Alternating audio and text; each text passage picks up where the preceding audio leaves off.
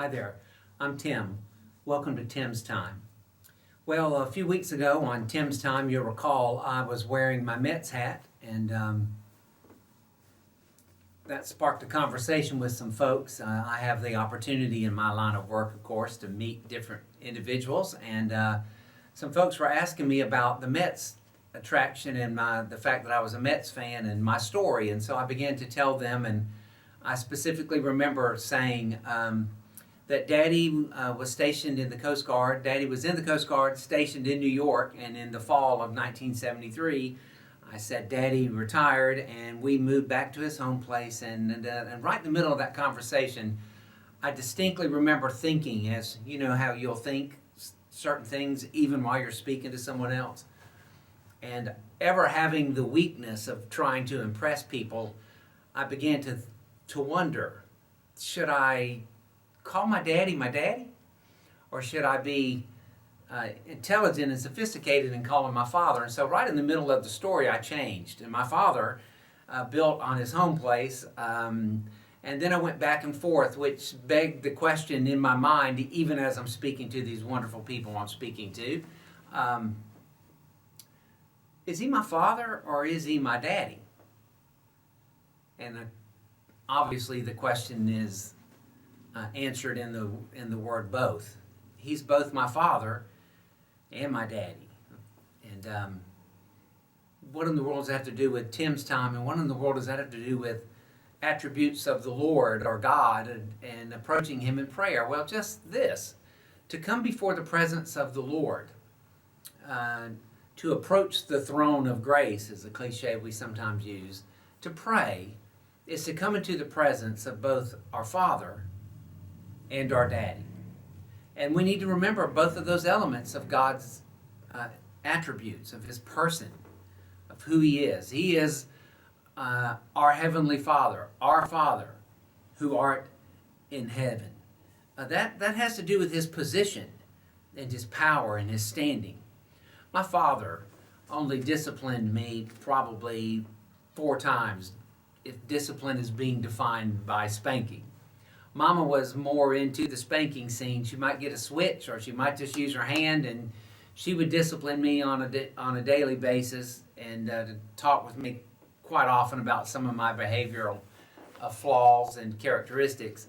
But I knew that if my father was ever coming into the scene to spank me, that I was in big trouble. And as I recall, he only about 3 or 4 times in my life did my father spank us or spank me.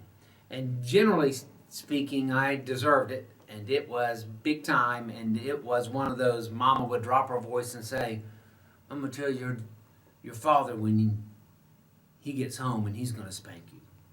And you would spend all day dreading it, and then he would take you into the room and take his belt or whatever he was going to spank you with. There was something about my dad being my father that I always remember. Father means he's in charge. Father means this is my house and you're going to obey my rules. Father is positional. It's power. It's standing. And so I had a healthy respect or reverence.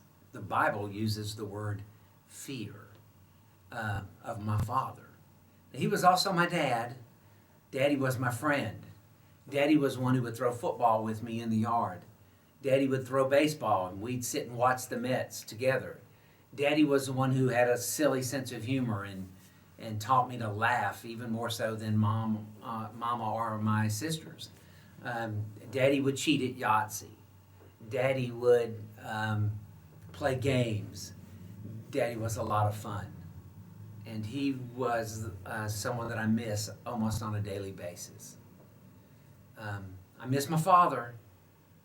I miss my dad.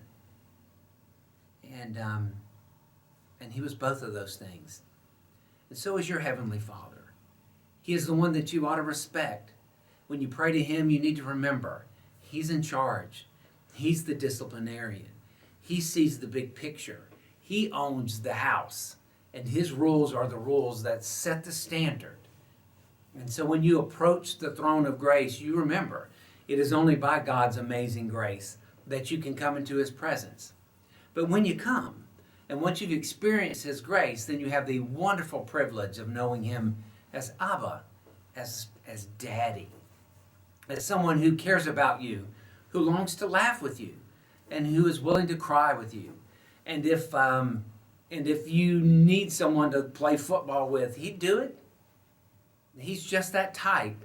He is the friend who sticks closer than a brother. He's your daddy as well as your father. And balancing those two is sometimes confusing, but it's really a joy to struggle with.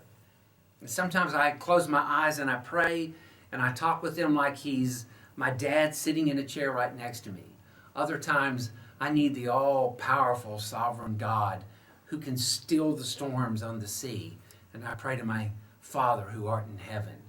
But he's both, and he's everything, and he's your both and everything. That's not all that he is, but he is at least Father and Daddy. And hopefully you're, as we used to say in my dad's house, we're fixing to pray to him. I hope you're fixing to pray to him.